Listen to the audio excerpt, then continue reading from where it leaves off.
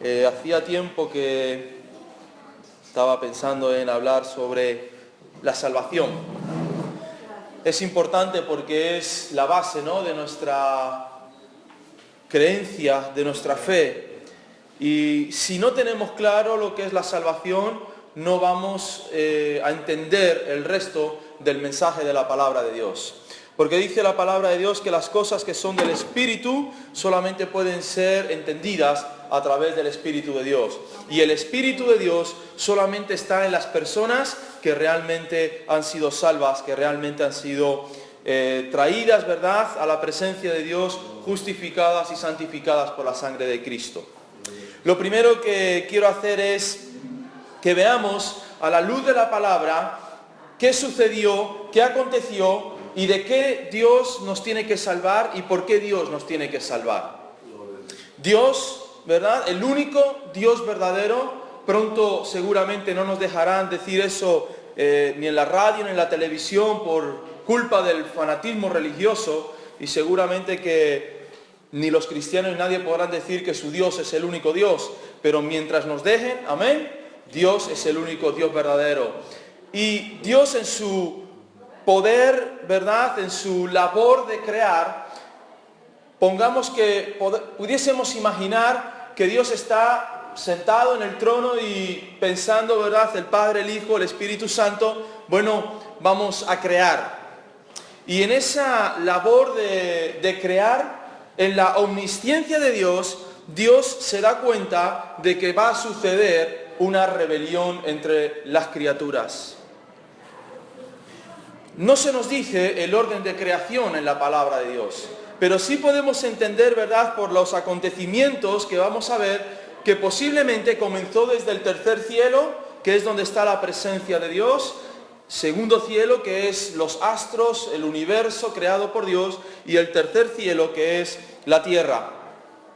Dios comienza seguramente primero a crear seres espirituales. Crea ángeles, arcángeles, serafines, querubines, 4 seres vivientes, 24 ancianos, y estos son algunos de los seres espirituales que nos encontramos en la palabra de Dios que fueron creados por Dios. Porque el único que no fue creado fue Dios.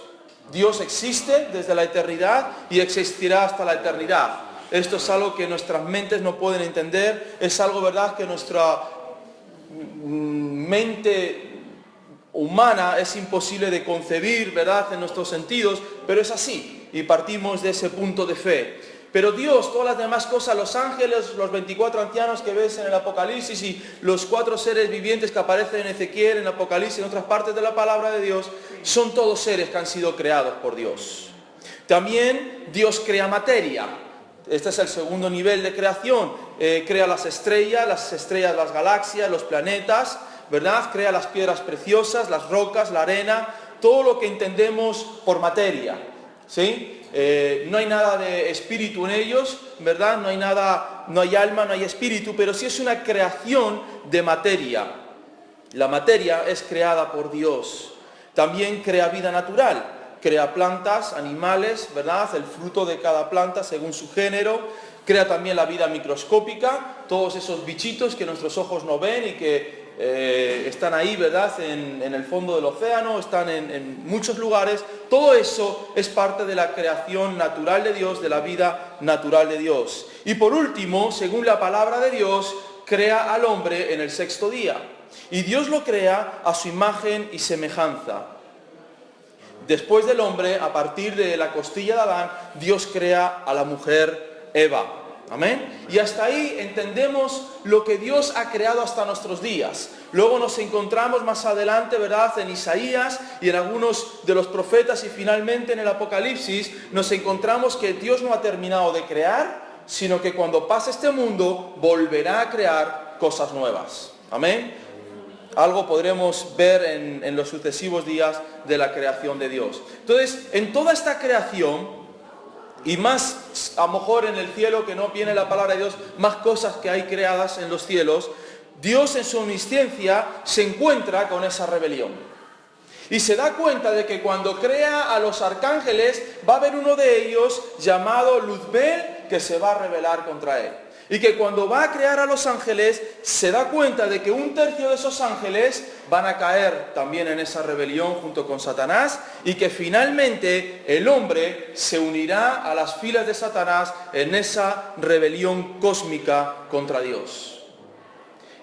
La pregunta que sucede de esto es, entonces, si Dios sabe todo eso, ¿por qué lo crea? ¿Amén? Pero no vamos a contestar a esa pregunta hoy. Eso sería otro estudio, ¿verdad?, que tenemos que dar. Vamos a hablar solamente sobre la salvación. Entonces tenemos que darnos cuenta que Satanás estaba en los cielos. Satanás, ¿verdad?, estaba en la presencia de Dios. No como Satanás, pero sí como ese ángel, ¿verdad?, creado por Dios, donde estaba la gloria de Dios sobre él, donde la presencia de Dios estaba sobre él. Y en Isaías 14, del 12 al 14 dice: ¿Cómo caíste del cielo, oh lucero, hijo de la mañana? Cortado fuiste por tierra, tú que debilitabas a las naciones, tú que decías en tu corazón, subiré al cielo, en lo alto junto a las estrellas de Dios. Levantaré mi trono y en el monte del testimonio me sentaré. A los lados del norte, sobre las alturas de las nubes subiré y seré semejante al Altísimo. Esta es la rebelión de Satanás que Isaías nos revela espiritualmente de lo que sucedió. Satanás dice: yo seré semejante al Altísimo. Yo puedo quitar a Dios de en medio, ¿verdad?, y sentarme en el trono en el que Él está. Y nos encontramos de que esa rebelión lleva consigo a un tercio de los ángeles. Pero gloria al nombre de Dios, que en Lucas capítulo 10, versículos 17 al 20, está hablando Jesús a los 70 que envió como apóstoles a predicar la palabra de Dios. Volvieron los 70 con gozo, diciendo: Señor, aún los demonios se nos sujetan en tu nombre.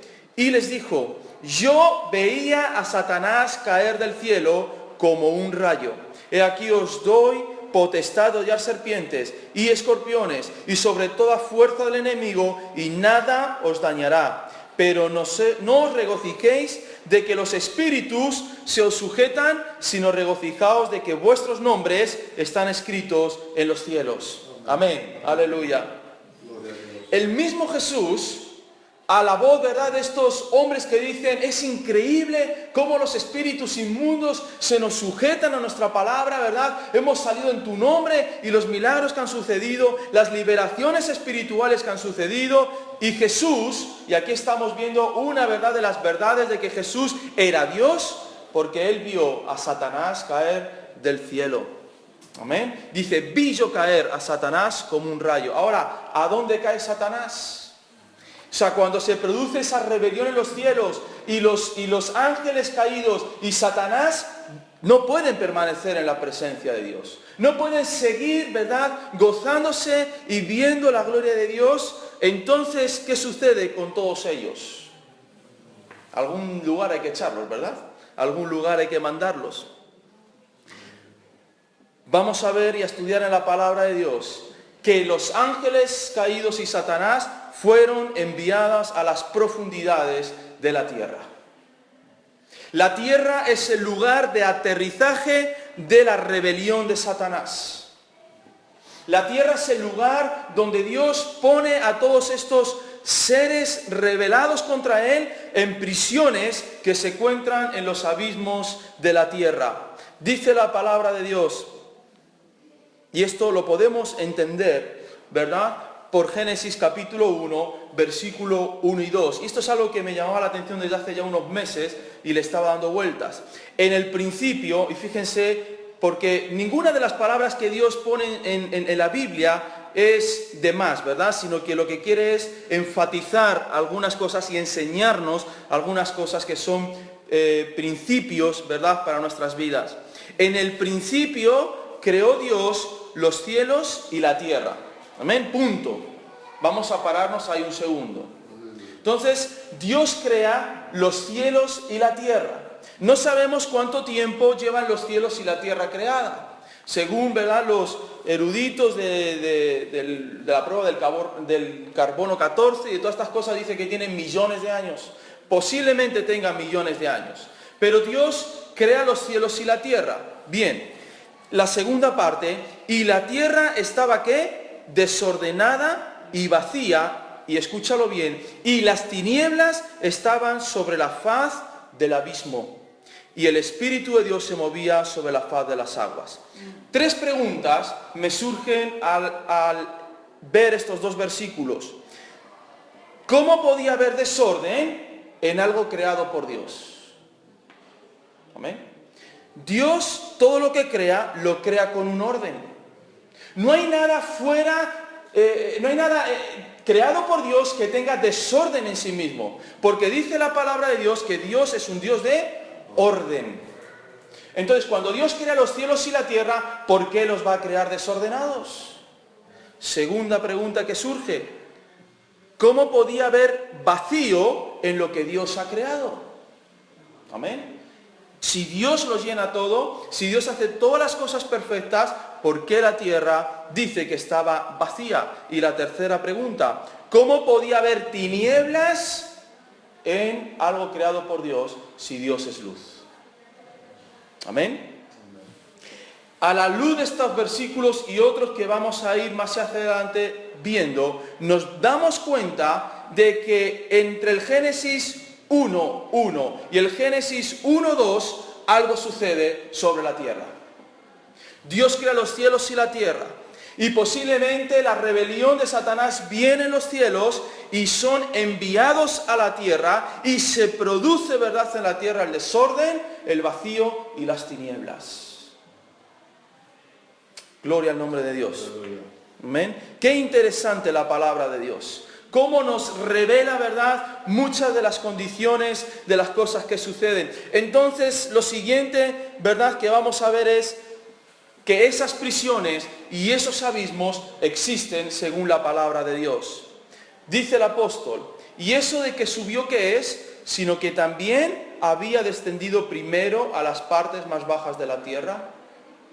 ¿Por qué Cristo en esos 3 días que está en la tumba, verdad, que la palabra de Dios nos revela solamente algunas cosas y las vamos a ver aquí en la palabra de Dios? ¿Qué sucede en esos 3 días? ¿Dónde está Cristo en esos 3 días?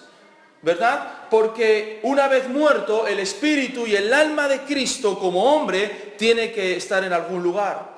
Y la palabra de Dios nos revela que Cristo descendió al centro de la tierra. Cristo descendió a las profundidades de la tierra. No sabemos si al núcleo, no sabemos en qué lugar, porque no lo revela la palabra de Dios, pero lo que sí nos revela es que bajó a las partes más bajas de la tierra. ¿Y para qué baja ahí?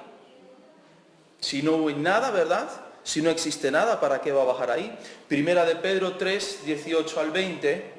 Porque también Cristo padeció una sola vez por los pecados, el justo por los injustos, para llevarnos a Dios, siendo a la verdad muerto en la carne, pero vivificado en espíritu, en el cual también fue y predicó a los espíritus encarcelados, los que en otro tiempo desobedecieron, cuando una vez esperaba la paciencia de Dios en los días de Noé, mientras se preparaba el arca, en la cual pocas personas, es decir, 8, fueron salvas por agua. Tremendos versículos. Amén. Son cosas que a uno le dejan perplejo. Sí, señor. No como la película esa de Noé, ¿verdad? Que allí salvó a otro más. En vez de a 8 metió a un polizón dentro, que era el que montó toda la rebelión. No, bueno, eso son cosas de Hollywood y, bueno, son licencias que se permiten ellos de meter ahí y hacer esas cosas. Hay que ver Éxodo, que también parece ser que se inventa otras cosas, ¿verdad? Pero 8 personas fueron salvas.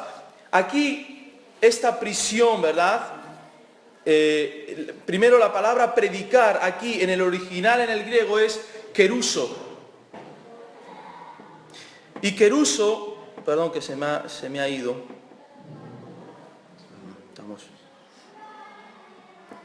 Estamos aquí. Bien. Keruso significa proclamar o anunciar su victoria sobre la muerte y el pecado. No se refiere a evangelizar. Cristo no fue a evangelizar al Seol o al Hades, que es donde se encuentran las almas de los hombres pecadores, sino que fue, porque ellos ya tuvieron la ocasión, ¿verdad?, de creer por la voz de Noé y por la predicación de Noé. Dice la palabra de Dios que una vez muertos ya no hay más, sino que él fue a ¿qué? A decirle a los hombres, yo he vencido sobre el mundo, sobre el pecado y sobre Satanás. Y esa palabra nos da ese significado de que él fue a proclamar su reinado aún, ¿verdad?, a esos lugares escondidos de la tierra donde están las prisiones, ¿verdad?, los espíritus encarcelados. Gloria al nombre de Dios. Cristo bajó y les dijo, no creísteis, pero aquí lo veis ahora con vuestros propios ojos. Yo he vencido a la muerte, yo he vencido al pecado, yo he vencido a Satanás y a todos sus ángeles. Amén. Gloria al nombre de Dios. Segunda de Pedro 2:4. Porque si Dios no perdonó a los ángeles que pecaron, sino que arrojándolos al infierno los entregó a prisiones de oscuridad para ser reservados al juicio. Cuando se produce esa rebelión, Dios no perdona a los ángeles. ¿Y por qué Dios no perdona a los ángeles? Porque estaban en la misma presencia de Dios. Estaban en el tercer cielo, junto a la presencia de Dios, viendo la gloria de Dios, viendo el poder creativo de Dios. Y dice la palabra de Dios, al que más se le da, más se le va a pedir cuentas. Así que, ¿verdad?, a los ángeles no hubo ocasión de perdonarles porque ellos habían visto la gloria de Dios de primera mano. No así como el hombre, ¿verdad?, que hablaba con Dios cara a cara, pero no veía todo el mundo espiritual que Dios había creado. Y a estos ángeles Dios dice que los arrojó al infierno. Esta palabra infierno está mal traducida porque esta palabra es Tartarus. Y la traducción para el infierno es la palabra Gena. Y este Tartarus al cual se refiere en esta segunda de Pedro 2:4 son las prisiones de oscuridad donde están encarcelados hasta el día del juicio, donde los hijos de Dios juzgaremos a los ángeles. Amén. Primera de Corintios 6:3, ¿o no sabéis que hemos de juzgar a los ángeles? Cuanto más las cosas de esta vida. Amén. Los hijos de Dios. Tú, ¿verdad? Cuando después de todas estas tribulaciones que pasas en la tierra, después de todo este dolor y sufrimiento, ¿verdad?, vituperio, personas que están siendo asesinadas por predicar el Evangelio, perseguidas por predicar el Evangelio, y esa persecución viene de los infiernos, dice la palabra de Dios, ustedes juzgarán a los ángeles. Ustedes se pondrán en ese trono, ¿verdad?, de juicio y comenzarán a juzgar esas vidas. Aleluya, gloria al nombre de Dios. Qué esperanza tan gloriosa tenemos los hijos de Dios. Así que nos damos cuenta, ¿verdad?, de que existen en la tierra esos abismos. Apocalipsis 11:7. Cuando haya acabado su testimonio, está hablando de los dos testigos, ¿verdad?, la bestia que sube del abismo hará guerra contra ellos y los vencerá y los matará. ¿De dónde sube la bestia? Del abismo.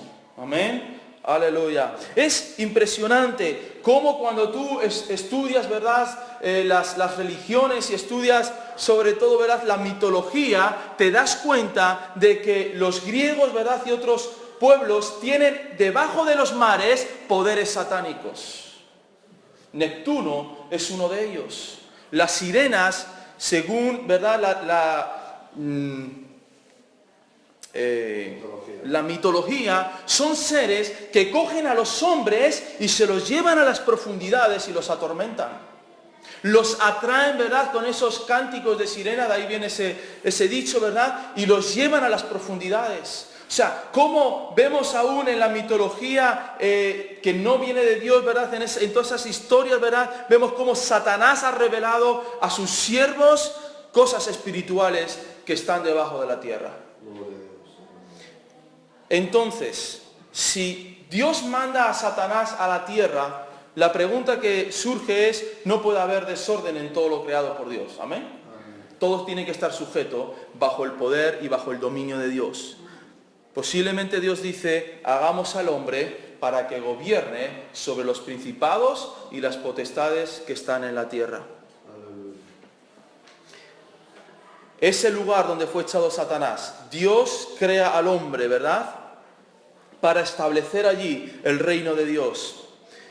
Y dice la palabra de Dios en Hechos 17, 26 al 27, y de una sangre ha hecho todo el linaje de los hombres, para que habiten sobre la faz de la tierra. O sea, Dios hace de un solo hombre, es decir, de Adán, hace todas las naciones de la tierra. ¿Para qué? Para que gobiernen, para que estén sobre la faz, ¿verdad?, de la tierra y para que estén allí en gobierno. Pero les ha prefijado el orden de los tiempos. Amén. Y los límites de su habitación, para que busquen a Dios y en alguna manera palpando puedan hallarle, aún ciertamente no está lejos cada uno de nosotros. Es decir, Dios pone al ser humano en la tierra, pero bajo sujeción de Él, bajo los tiempos de Dios, ¿verdad?, dice la palabra de Dios, y los límites de su habitación. Los límites de su habitación es el orden en la sexualidad, el orden en lo espiritual, el orden en lo emocional. Esos son los límites de la habitación del hombre. No se pueden saltar esos límites. No se puede hacer cada uno lo que quiera, sino que todo está sujeto. Dime si no se parece mucho a Judas 1:6, cuando dice: y a los ángeles que no guardaron su dignidad, sino que abandonaron su propia morada, los ha guardado bajo oscuridad en prisiones eternas para el juicio del gran día. Estos ángeles, dice la palabra de Dios, que no guardaron su dignidad, sino que abandonaron su morada, es decir, los límites de su habitación. De la misma manera que al hombre se le dan los límites de la habitación, ¿y qué hace el hombre? Salirse de esos límites. Salirse de esos límites establecidos por Dios. Y nos encontramos que tenemos a Adán y Eva en el huerto del Edén, el lugar establecido por Dios sobre la tierra, ¿verdad?, para sujetar bajo esa nueva creación de Dios a todos estos principados y potestades de Satanás. Pero de la misma manera que los ángeles, 1/3 escogieron servir a Satanás en vez de servir a Dios, el hombre iba a tener la oportunidad de a quién servir. De a quién servir. No en vano, ¿verdad? El mismo Josué le dice a los hombres y a las mujeres: escogeos hoy a quién sirváis. El hombre tiene la capacidad de escoger a quién servir. Y el hombre escuchó, ¿verdad?, la voz de Satanás que le decía que Dios os ha dicho que no podéis hacer esto. Eso no es correcto. Hay una parte de verdad en eso que Dios dice, pero hay una parte oculta que Dios nos ha revelado. Y esa parte oculta que Dios nos ha revelado, y es una parte real, y fíjate cómo Satanás trabaja. Parte de la verdad de Dios y parte de otra verdad y otra mentira de parte de Él. Es decir, Él sabe que cuando vosotros comáis de ese fruto, vuestros ojos serán abiertos y conoceréis el bien y el mal. Y eso era cierto. Dice, pero seréis, ¿verdad?, como dioses. Eso era malo, eso no era correcto, eso no era el plan de Dios. El hombre no fue hecho ni creado para ser Dios, de la misma manera que Satanás y los ángeles no fueron creados para ser dioses. Pero el hombre cae en esa mentira de Satanás y toma, ¿verdad?, ese fruto del árbol. El fruto del árbol, que es el primer pecado del ser humano. Da igual si era una manzana, una pera, ¿verdad? Da igual el fruto que fuera. Pusieron una manzana, pues déjalo, pues una manzana. Que tendrá de malo, ¿verdad?, el manzano. Pero tomaron del fruto. Y el hecho no fue tomar del fruto, o sea, el hecho no fue tomar de un fruto, sino fue el revelarse a la palabra de Dios. Fue el mismo principio de Satanás. Satanás seguramente que convenció a aquellos ángeles diciendo: bueno, si os venís conmigo, yo voy a ser Dios, yo voy a gobernar, yo voy a reinar, y vosotros os daré reinos y os daré esto y os daré las otras cosas. De la misma manera que Satanás le sigue diciendo al hombre: si tú me adoras, si tú me haces caso a mí, si tú te olvidas de Dios, yo te entregaré riquezas, serás famoso, tendrás dinero, te entregaré los placeres de la tierra, cosas que ni tan siquiera te has imaginado, te abriré los ojos y verás las cosas. Ese es el principio de Satanás. Y así lleva engañando miles y miles de años a los hombres, creyendo el ser humano que siendo dioses llegarán a ser felices. Si alcanzo la popularidad, ¿verdad? Y ahí tenemos todos estos programas televisivos, el Gran Hermano VIP, la isla de no sé quién, la noche de los talentos, una canción para no sé quién, porque es increíble cómo el ser humano lo que quiere es ser reconocido y tener fama entre los hombres, y que esa fama le produzca placeres y dinero inagotables. Y ahí estamos siendo engañados por Satanás. Y esa es la gran rebelión que se produce entonces en la tierra.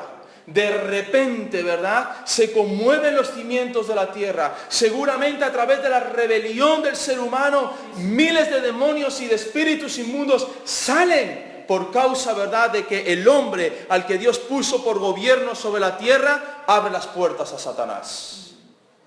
No de todas las prisiones, porque veremos más adelante que hay prisiones que no van a ser abiertas hasta el tiempo final y otras que no van a ser abiertas sino solamente hasta el día del juicio. Pero nos encontramos de que la tierra se invade otra vez, ¿verdad? Y salen de esos lugares espíritus inmundos y potestades que comienzan a gobernar los aires. Y Dios todo esto lo conocía. Y Dios todo esto lo sabía antes de crear todas las cosas. Y Dios sabía que el precio de esa creación era la sangre de su Hijo Jesucristo. Y la gran pregunta, ¿verdad?, que nos podemos hacer, ahora sí, si Dios sabía que todo esto iba a pasar, Él estuvo dispuesto a pagar el precio de lo creado. Es profundo, ¿amén? Es increíble estas palabras. Dios estaba dispuesto a pagar el precio de todas las cosas creadas. Entonces, desde el Génesis 3:15 que dice, y pondré enemistad entre ti y la mujer, entre tu simiente y la simiente suya, ésta te herirá en la cabeza y tú le herirás en el calcañar. Desde Génesis 3:15, que allí ya viene el juicio de Dios, ¿verdad? Y Dios empieza a pedir cuentas al hombre, a la mujer, a la serpiente y a Satanás. Y les empieza a dar a cada uno su castigo. Desde ese mismo momento se levantan dos linajes sobre la tierra. El linaje de los descendientes de Caín y el linaje de los descendientes de Adán y de Set hasta nuestros días. Y hay una confrontación espiritual y física entre las dos simientes. La simiente que se guarda Satanás para pelear contra Dios y la simiente que se guarda de Dios para pelear contra Satanás. Porque Dios no iba a dejar este mundo en manos del infierno, sino que Él pagaría el precio de su rebelión y así se guardaría, ¿verdad?, todo un linaje, desde Set hasta Jesucristo, ¿verdad?, para que viniese la salvación a los hombres. Aleluya. Y ahí es donde tenemos el gran conflicto espiritual hasta nuestros días. ¿Por qué, verdad, estos terroristas van y matan a estas personas? ¿Por qué aquellos ponen esas bombas? Porque hay una guerra espiritual que se demuestra en lo físico entre los dos linajes. Entre Satanás, que quiere destruir al hombre, porque la palabra de Dios ha dicho que Él ha venido a matar, a robar y a destruir, y entre el linaje de Dios, que ha venido a traer la salvación a los hombres. Y esta confrontación espiritual primero fue física porque Dios levanta a un pueblo, el pueblo judío, a Israel, y se guarda una ciudad como capital de su reino, que es Jerusalén. Aleluya. Amén. Es decir, de toda la faz de la tierra, Dios dice, este cachito que veis aquí será para mi pueblo. Amén. Los descendientes de Caín nunca lo tomarán. Los descendientes de Satanás nunca estarán sobre ese lugar y me guardaré una ciudad que es Jerusalén. Aleluya. Y la palabra de Dios dice que cuando Cristo venga, la capital de todo el mundo no va a ser Nueva York, no va a ser Londres, ¿verdad?, no va a ser Tokio, será Jerusalén. Amén. El lugar del trono de David. Amén. Y allí reinará Cristo por la eternidad. Aleluya. Y ahí podemos entender el conflicto de nuestros días. El conflicto espiritual. ¿Por qué la gente dice, ¿y por qué no se puede resolver este problema? ¿Por qué no se puede resolver el terrorismo? Porque es un principio espiritual puesto en Génesis 3:15. Habrá enemistad entre la simiente de la mujer, ¿verdad? Entre la simiente de la mujer, que es Cristo, y la simiente ¿de quién? De Satanás, de la serpiente. Entonces, ¿cuándo terminará todo este conflicto? Solamente con la segunda venida de Cristo y con el juicio de Cristo. Amén. Amén. Gloria al nombre de Dios. Aleluya. Y así podemos entender, ¿verdad?, cómo desde el principio de la creación, cómo sucedieron todas estas cosas. Quizás un poco rápido hemos ido, pero podemos entender en parte, a partir de aquí, tener la base de nuestra salvación. A partir de aquí, entender, ¿verdad?, que en nuestras vidas siempre habrá un conflicto entre la carne, que es la descendencia, ¿verdad?, de la serpiente, la carne caída, ¿y qué? Y el espíritu que Dios ha vivificado a través de la salvación. Y el conflicto que sucede en el mundo entre las dos simientes sucede dentro de cada uno de nosotros. Por un lado, ¿verdad?, cuando hemos sido salvos hemos recibido a Cristo y el gozo ha venido a nuestras vidas, ¿verdad? Pero por otro lado tenemos la lucha permanente y eterna hasta que Cristo venga de pelear con la carne, de pelear contra nuestro pecado, de pelear contra nuestras concupiscencias, contra todos esos pecados que hemos cometido delante de Dios. Siempre estaremos en guerra. Amén. Pero sabemos, aleluya, que Dios declara que la victoria ha sido suya. Amén. Por eso cuando Cristo, aleluya, estaba allí esos 3 días, Él no estuvo quieto en la tumba. Él no estuvo esperando a ver qué iba a suceder, si el Padre lo iba a levantar entre los muertos, porque eso ya estaba escrito, sino que Cristo fue a los cimientos de la tierra y dijo, yo he vencido. Aleluya. Y dice la palabra de Dios que arrebató las llaves de la muerte a Satanás. Aleluya. Y así Satanás ya no tiene el poder, ¿verdad?, de la muerte, sino que esas llaves, ese poder ha sido de Cristo y será de Cristo por todas las generaciones. Aleluya. Y estos conflictos nos llevan, ¿verdad?, a entender el pecado del ser humano, de cómo el ser humano ha llegado a la gran rebelión contra Dios. Y cada vez que pase más tiempo, más pecado habrá sobre la tierra. Más inmundicia habrá sobre la tierra. Más degeneración habrá sobre la tierra. Se hizo, ¿verdad?, hace ya años, entre muchas iglesias cristianas, se dijo, bueno, ¿usted qué piensa de la homosexualidad y de todo este movimiento? El 90% dijo que eso estaba mal, que eso estaba fuera del orden de Dios. Se hizo, ¿verdad?, hace no mucho, la misma encuesta entre el pueblo cristiano y ya el 50, el 60% admitían que tampoco estaba tan mal. Esto nos revela, ¿verdad?, primero, que la venida del Señor está cerca. Y segundo, ¿verdad?, que tenemos que seguir predicando la palabra de Dios. Y enseñando que al hombre se le dieron límites. Límites de tiempo y límites de habitación. Por eso el hombre no podrá ir a otro planeta a vivir. ¿Por qué? Porque Dios estableció su habitación en la tierra. Y el hombre buscará, ¿verdad?, y gastará miles y miles y miles de millones. Y allí han lanzado una nave a ver si encontramos un mundo paralelo o parecido al nuestro, donde podamos enviar naves y allí empezar una nueva forma de vida. Increíble, amén. No, Dios ha establecido que todo empezó en la tierra y que todo terminará en la tierra. Amén. Que no hay Marte donde podamos vivir, no hay luna donde podamos vivir, no hay planeta donde podamos vivir. Este es el lugar de los acontecimientos espirituales de parte de Dios sobre la tierra. Aleluya. Y para terminar, quiero leer en Apocalipsis capítulo 22. Gloria a Jesús. Aleluya. Vamos a leer el último versículo del capítulo 21. Está hablando de la nueva Jerusalén. ¿Amén? Entonces, Dios, fíjate cómo allá por el año 1000, 1050, 1100, ¿cuántas guerras hubo en Jerusalén, verdad? Para conquistarla, las cruzadas estas que venían de Europa contra los musulmanes y todas estas cruzadas que hubo. Y todo el mundo dice, bueno, ¿y por qué Jerusalén? Es siempre el conflicto de la tierra. Ya lo hemos visto. Amén. Porque es el lugar que Dios se reservó para él y Satanás se lo quiere arrebatar. Aleluya. Y dice la palabra de Dios, Apocalipsis 21, 27, hasta el versículo 5 del 22. No entrará en ella ninguna cosa inmunda o que hace abominación y mentira, sino solamente los que están escritos en el libro de la vida del Cordero. Los salvos por Dios entrarán por esas puertas. Después me mostró un río limpio, de agua de vida, resplandeciente como cristal, que salía del trono de Dios y del Cordero. En medio de la calle de la ciudad y a uno y otro lado del río estaba el árbol de la vida. Amén. ¿Qué árbol era ese? El de Génesis. Amén.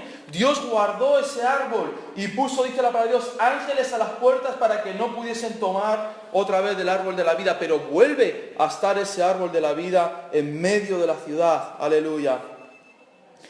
Que produce 12 frutos, dando cada mes su fruto. Amén. ¿Qué comeremos en enero? Lo que dé el árbol en enero. ¿Qué comeremos en febrero? Lo que dé el árbol en febrero. Amén. Increíble. Uno por cada mes. Aleluya. Cada mes su fruto. Y las hojas del árbol eran para la sanidad de las naciones. Aleluya.